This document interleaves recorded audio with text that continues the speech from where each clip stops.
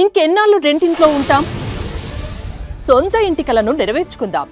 Suman TV biggest property expo October 18th, 19th HSCC Novotel Hyderabad.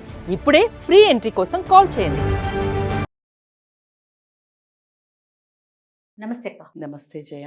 అక్క, present culture ఎంత speed అయిపోతుందంటే మంచి విషయాల్ని నేర్చుకోలేకపోతున్నాం. అదే మనకు పనికిరానిది, మన సంస్కృతి సాంప్రదాయం కానివి ఇతర దేశాల నుంచి మాత్రం బాగా ఇంపోర్ట్ చేసుకుంటా ఉన్నాం. For example coliving. ఈ కల్చర్ ఎంత అంటే వినే పేరెంట్స్కి కూడా, పెద్దవారికి కూడా వెరీ కామన్ అయిపోయింది. ఇదివరకు కోలివింగ్ అంటే అదొక తప్పు అనేది ఉండేది కదా. ఇప్పుడు అసలు ఆ భావనే లేదు. ఓకే, కోలివింగ్లో ఉన్నారు అంటే కొన్ని రోజులు పోయినాక చెప్పేసుకుంటామేమో, మా పిల్లలు కోలివింగ్లో, మా అమ్మాయి ఇట్లా ఉంది, మా అబ్బాయి ఉంది.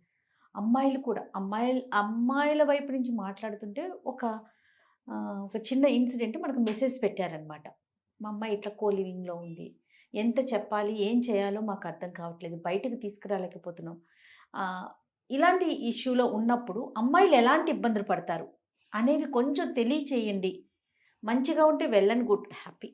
లేకపోతే ఫ్యూచర్లో అసలు ఎలాంటి ఇబ్బందులు రావచ్చు. చాలా చాలా అంటే బర్నింగ్ టాపిక్ అని చెప్పొచ్చు. మీరు అన్నట్టు చాలా అబ్నార్మల్ థింగ్స్ నార్మల్ అవ్వటం అనేది దురదృష్టకరం. అంటే కానీ నేను చెప్తున్నాను కదా, ఈ టాపిక్ కి చాలా మంది కింద కామెంట్స్ పెట్టొచ్చు, ఇందులో తప్పేముంది జయ గారు, మీరు ఎందుకు అట్లా మాట్లాడుతున్నారు అని. అసలు నేను అందుకే చెప్తున్నాను కదా, ఇప్పుడు మనము అర్థం నిద్రపోయే వాళ్ళని లేపొచ్చు, నిద్రపోయిన వాళ్ళతో మాట్లాడచ్చు, నటించే వాళ్ళకి ఏం చెప్తాం? అంతేగా. రియల్లీ కోలివింగ్ చేసే వాళ్ళకి ఎన్ని ఇష్యూస్ లేవు, మేము పెళ్ళి చేసుకున్న వాళ్ళు అనుభవించని కష్టాలు మేము కూడా ఆ కష్టాలు మేము కూడా అనుభవిస్తలేము అని అనుకుంటే గనక we can really put a debate on that.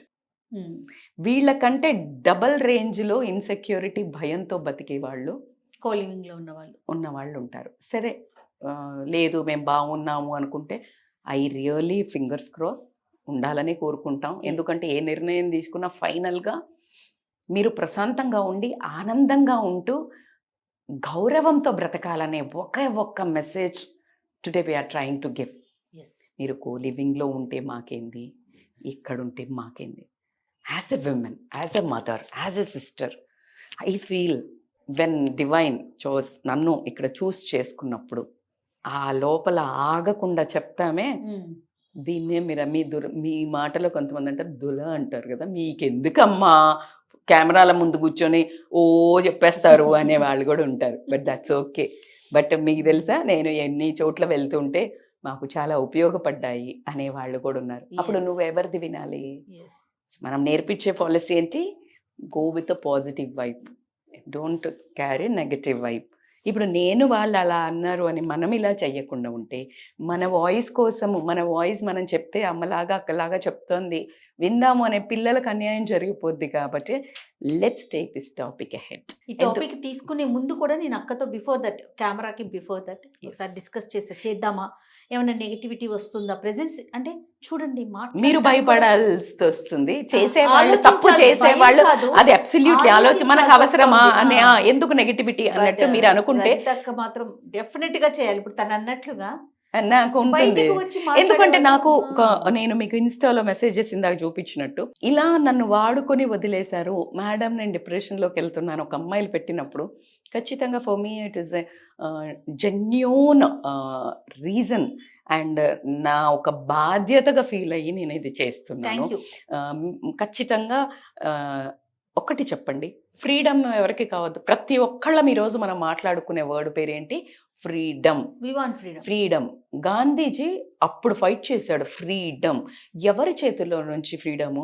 ఎవడో ఒకడో వచ్చి మన దేశం మీద మన మీద పెత్తనం చేస్తున్నాడు కనుక గెట్ లాస్ట్ అని చెప్పేసి, నా దేశం మీద నువ్వెవడరా నువ్వు చేయడానికి అని ఫైట్ చేశాడు. పీస్తో ఫైట్ చేశాడు. అది ఫ్రీడమ్. ఫ్రీడమ్ని మన ఒక జ్యువెల్, అది మనం ఒక సాధించి, మనం కొట్లాడి సాధించి, కొన్ని అమోఘమైన లెజెండరీ పీపుల్ వాళ్ళ ఒక జీవితాలను త్యాగం చేస్తే వచ్చిన పదము ఫ్రీడమ్. మీరు దేశం వచ్చిందా లేదా నేను చెప్పను, మీరందరికీ తెలుసు ఫ్రీడమ్ వచ్చిందా లేదా అని. ఆ పెనం మీదకి వెళ్ళిపోయి పొయ్యిలో పడ్డట్టు ఎవరెవరి చేతిలోనో పడుతుంది మన బ్రతుకు. అది పక్కన పెట్టండి.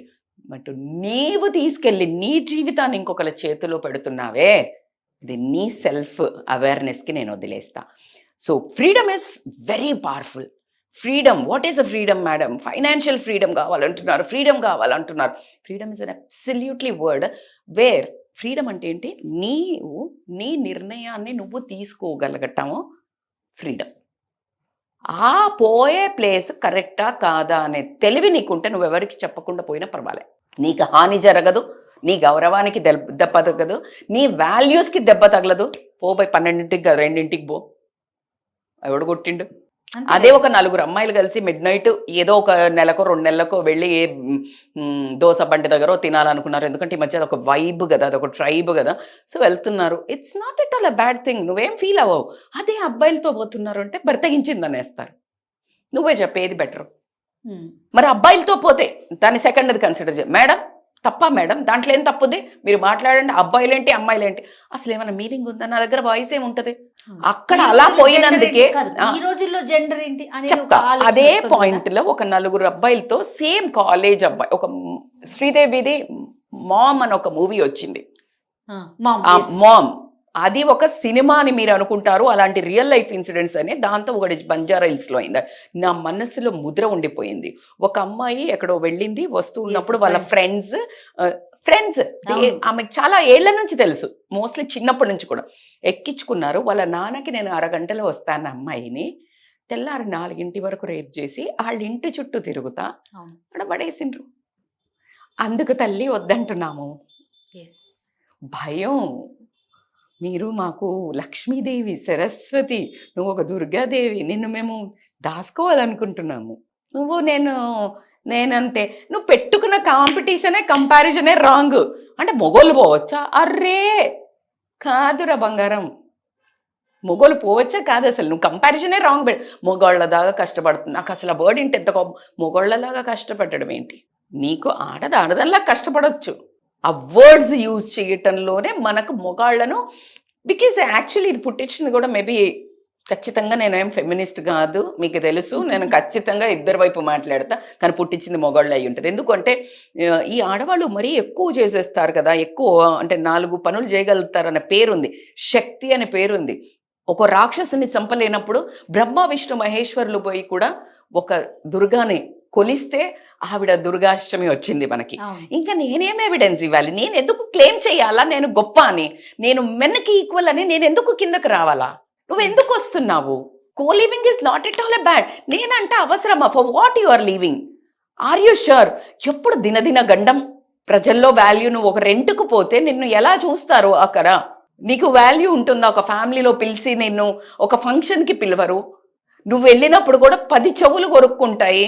నిజంగా నువ్వు డిజర్వా? నువ్వు లక్ష్మీదేవివి. ఆడది అంటేనే ఒక స్త్రీ అమోఘమైన శక్తి. నువ్వు నువ్వు అలా లీవ్ చేస్తున్నావా? ఆ గౌరవాన్ని పొందుతున్నావా? No problem. Freedom with awareness, without awareness. Freedom అనేది నేను ఎందుకు ఈ ఫ్రీడమ్ని వాడుతున్నాను అవేర్నెస్ లేకుండా చేస్తే మాత్రం అది సెల్ఫ్ డిస్ట్రక్షనా కాదా? మీరు చెప్పండి.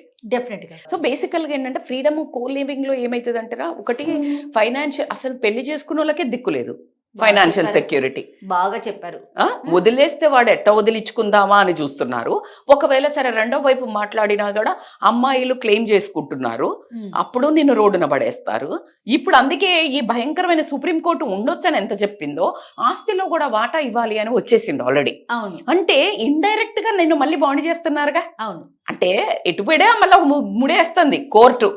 మరి అలాంటప్పుడు అసలు ఇటువైపు ఎందుకు మొగ్గు చూపుతున్నారు? ఎందుకు అని అంటే దిల్ మాంగే మోర్ అనే యాటిట్యూడ్ వచ్చింది. ఇప్పుడు నాకు ఈ ఒక డ్రెస్ మనకు విపరీతంగా నచ్చి కొనుక్కుంటాం, ఒక చీర, ఒక డ్రెస్, ఏదో ఒకటి కొనుక్కున్న తర్వాత నువ్వు అప్గ్రేడ్ అవుతున్నావా లేదా? నెక్స్ట్ 4 రోజులకి అమ్మ బాగాలేదు ఇంకోటి కొనుక్కుందా. డిజైన్లో చేసేటోళ్ళు అయితే పోతే శారీ షాప్లో మొత్తుకుంటున్నారు, మేడం అసలు ఎట్లా మారుస్తాం మేడం, ఏం తీసుకొస్తాం, ఇది పాత మోడలే. ఏడికి పోతారు? ఎందుకు నీకు ప్రతిదీ కొత్తది కావాలి? ఈ కొత్తదనం వస్తువుల్లో కోరుకుంటున్నట్టే మనుషుల్లో కోరుకుంటున్నారు. బికాజ్ నెక్స్ట్ చూసినప్పుడు ఇంకొక అమ్మాయో ఇంకొక అబ్బాయో మంచిగా కనిపించినప్పుడు వీడితోటి కనెక్షన్ ఈజీ కట్ చేసుకునేవి. అందుకోసం దీనికి ఇంట్రెస్ట్ చూపిస్తున్నారు. అంటే ఎందుకు భరించాలి మేడం? మా అమ్మ భరించింది, ఇది మళ్ళా సొసైటీ రుద్దింది ఒకప్పుడు. ఆహా. తొక్కి తొక్కి తొక్కి తొక్కి తొక్కి నువ్వు పెళ్లి చేసుకున్నావు కదా, ఎట్లా డైవర్స్ అడుగుతావా? చూస్తే అట్లీస్ట్ నువ్వు చూస్తా, డైవర్స్ చాలా కష్టం కదా. అప్పుడు ముప్పు తిప్పలు పెట్టి 3 చెరువుల నీళ్లు తాగించేటోళ్ళు కదా 2 వైపులా. అవునవును. అయ్యే వరకు ఏమైందంటే ఇప్పుడు కాగితం గీతం ఏం లేదు, ఇది ట్రస్ట్ మీద నిలబడాలి. మరి పెళ్లి చేసుకున్నాక అదే బుద్ధి తెచ్చుకుంటే అయిపోతుంది కదా. బట్ లేదు కాన్ఫిడెన్స్. ఎప్పుడంటే అప్పుడు నేను ఒక్కసారి చెప్పండి, మీరు ఇప్పుడు ఆ కోలివింగ్లో కోరుకునేది ఏంటి? వితౌట్ ఎనీ బాండింగ్ మేము ఫిజికల్గా దగ్గర ఉండొచ్చు అని. ఒకసారి నువ్వు ఫిజికల్గా దగ్గర అయిన తర్వాత మీరు విడిపోతే అమ్మాయిలకు ఎందుకు చెప్తున్నాం ఈరోజు మనం అనే క్వశ్చన్ నన్ను అడిగితే, అమ్మాయిలు ఎందుకు మెన్షన్ చేస్తారు? అబ్బాయిలు అంటే మన సొసైటీ బ్యాడ్, అమ్మాయిలను ఈజీగా జడ్జి చేసింది. అమ్మాయిలు ఇట్లా చేస్తారా అంటాడు. ఉన్నది ఎవరు? ఇల్లీగల్ ఎఫైర్ పెట్టుకున్నా ఫస్ట్ అనేది ఆడదా గాడదా, ఇది చూడు దాన్ని మొగోడిది మాస్క్ వేస్తున్నారు, ఆడోళ్ళను బయటకు పెడుతున్నారు. చేసింది ఎవరు? మొగోడు కూడా కదా, ఇద్దరు కలిసి కదా. నీకెందుకు అంటే అమ్మాయిలను ఈజీగా అనొచ్చు, ఎందుకంటే అమ్మాయిలను తిరిగి ప్రొటెక్ట్ చేసే అమ్మాయిలు లేరు, అందుకే ఆడదానికి ఆడదే శత్రువు అని వచ్చింది. But now the trend is changing, women are the best friends ఉండి హెల్ప్ చేసే వాళ్ళు ఉన్నారు, అది పక్కన పెడితే. బట్ స్టిల్ ఉమెన్ కి ఒక శత్రువు, ఎందుకంటే ఇంకొక ఉమెన్ కి శత్రువు అయింది కదా. నా కాపురంలో నువ్వు నీళ్లు పోస్తావు, నిప్పులు పోస్తావా అని చెప్పేసి లొల్లి మొదలవుతుంది. సో కాబట్టికి ఎప్పుడు విమెన్ని అనటం ఈజీ అయిపోయింది, ఈజీ. ఇప్పుడు ఇద్దరు కోలివింగ్ ఉంటే ఆ పిల్ల అయితే కోలివింగ్, మొగోడు ఉన్నదాన్ని అసలు చాలా గర్వంగా చెప్పుకుంటాడు వాడు, అంటే వాడు చాలా మొగోడు అన్నట్టు. మరి ఉన్నది ఆడదాంతో ఇద్దరు partners in crime, right? So ఇక్కడ మనం లేడీని ఎందుకు ప్రొటెక్ట్ చేయాలని చూస్తున్నామంటే, నువ్వు తట్టుకోలేవురా బుజ్జి. సో మొగాళ్ళు ఏంటంటే ఇప్పుడు ఫిజికల్ రిలేషన్ అయింది, బయటకు వచ్చేసావు, ఫిజికల్ రిలేషన్ అయ్యే వరకు మగైనా చాలా ప్రేమగా ఉంటాడు. అమ్మాయిలు ఫిజికల్ రిలేషన్ అయిన తర్వాత చాలా క్లోజ్ అవుతారు అండ్ ఎమోషనల్లీ కనెక్ట్ అయిపోతారు. ఈ ఎమోషనల్లీ కనెక్ట్ అయినాక వీళ్ళు డిస్కనెక్ట్ అవ్వటం కష్టం. ఏమన్నా అన్నప్పుడు గొడవలైనప్పుడు అంటే నా దగ్గర నుంచి నువ్వు ఇట్లా ఫిజికల్ అంతా ఎంజాయ్ చేసి ఇప్పుడు నన్ను వదిలేసేదంటావు. నీకు తెలివి ఎక్కడ పోయింది? ఎందుకు అడుగుతున్నావు? నీకు అది వాల్యూ కాదని ఇచ్చినావు, ఇప్పుడు ఎందుకో పెద్ద సబల నారిలా చేస్తున్నావు? నేను అందుకనే కోపం వస్తుంది. నువ్వు ఎప్పుడైతే మాట్లాడతావో ఖచ్చితంగా ఎవరైనా తెరుసున్న తిజోరీలో దొంగలు పడతారా పడరా? దొంగతనం అయింది అని అంటే నువ్వు తాళం వేసినవా? కాలేదు. నువ్వు పోలీసులకు పోయి నువ్వు పట్టుకోవట్లేదంటే అరే ఎవడు పట్టుకుంటాడు? ఎవరు క్లెయిమ్ చేయాలా? నువ్వే తెరిచిపోయినాక. సో కాబట్టి అండ్ ప్రెగ్నెన్సీ అబ్సల్యూట్లీ. ఇప్పుడు ఫినాన్స్ ఒకటి పరుగు పోతుంది, ఆ మొగోడికి పెళ్లి జల్దీ అవుతుంది, మళ్ళా ఇంకో గర్ల్ ఫ్రెండ్ కూడా దొరుకుతుందో ఏమవుతుందో. కానీ అమ్మాయిని బై ఛాన్స్ ఫస్ట్ పెళ్ళవ్వడం చాలా కష్టము. ఈ అమ్మాయి అసలు ఆ ట్రామా నుంచి బయటికి రావడం అంటే మోసపోయిన నేను అనే అబ్బాయి మోసపోయినా అనే హెవీ వెయిట్ కంటే అమ్మాయి మోసపోయినా అనే బాధ ఎక్కువ చూపిస్తారు. అవును, వీడు మోసం చేసిండు నన్ను వాడుకున్నాడు, ఇదే మాట. నువ్వు వాడుకునేటట్టు ఆ వర్డ్ ఎందుకు ఇచ్చావు అధికారం అనేది నేను. కాన్సిక్వెన్సెస్ లో ఒకవేళ ప్రెగ్నెన్సీ వచ్చింది, ఎవరు బాధ్యత? ఇప్పుడు ప్రెగ్నెన్సీ వస్తే వాడు వెళ్ళిపోయాడు, ఎవరు ఈ పాపను కనాలి? కనకపోతే నీకు నరకము, ఒక బేబీని చంపినట్టు. సొసైటీలో ఏంటి, నీ తల్లిదండ్రుల పరిస్థితి ఏంటి, ఎంత కాన్సిక్వెన్సెస్. సింగిల్ చైల్డ్ని పెంచితే కూడా ఎంత ఆదరించినా కూడా వాళ్ళకి ఒక రకమైన మన సెల్ఫ్ కంట్రోల్ లేక, సెల్ఫ్ డిసిషన్ ప్రాపర్గా లేక, ఫ్రీడమ్ని మిస్యూజ్ చేసుకోవటం వల్ల ఒక చిన్న బేబీని నువ్వు ఎట్లా సఫర్ చేస్తావు? So it's consequences. అయిపోయింది 10 నిమిషాలు అంతే, ఎంజాయ్మెంటే చూస్తున్నారు, కాన్సిక్వెన్సెస్ చూడడం లేదు. So that's why we protect and we try to give this kind of messages. Be clear. కోలివింగ్లో వెళ్తున్నప్పుడు మీరు లైఫ్ టైం ఏం వాంటింగ్ అది మళ్ళా పిటి అవ్వకండి. మళ్ళీ ఒక నేను భాగ్యరాలని, నేను మోసపోయినా అనేది నువ్వు పెట్టుకోకు, క్లెయిమ్ చెయ్యొద్దు. ఎట్లా క్లెయిమ్ చేస్తావు? నీకు పవరే లేదు, క్లెయిమ్ చేసే పవర్ లేదు. కాబట్టి so very very emotional topic for me, because I care for both men and women. It is not girls.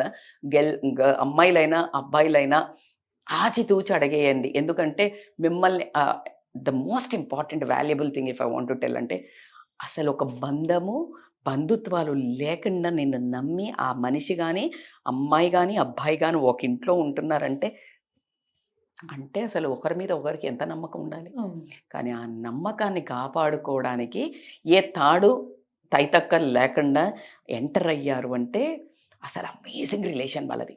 అలా ఉండాలి. కానీ అది కాపాడుకొని చూపించండి, పెద్దవాళ్ళందరూ సలాం కొడతాం, ఎగ్జాక్ట్లీ. సలాం కొడతాం.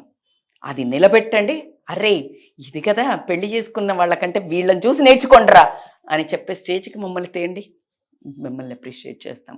Value not in the thread, secret థ్రెడ్లో లేదు. అవును, మనసులో ఉండాలి. నమ్మకాన్ని నిలబెట్టుకోవాలి, ఈ బంధాన్ని నిలబెట్టాలి. ఏ పదం లేకుండా, ఏ తాడు లేకుండా ఈ అమ్మాయి నన్ను నమ్మొచ్చిందంటే మహారాణిలా చూసుకోవాలి. ఈ అబ్బాయి నమ్మి నన్ను వచ్చాడు అని అంటే నా జీవితాంతం నేను ఇతన్ని ట్రస్ట్ను కోల్పోకూడదు అనే ఇద్దరు మ్యూచువల్ అంటే that co living is equal to marriage అనేది స్టేట్మెంట్ పాస్ అవుతుంది వెరీ సూన్. నమస్తే. నమస్తే.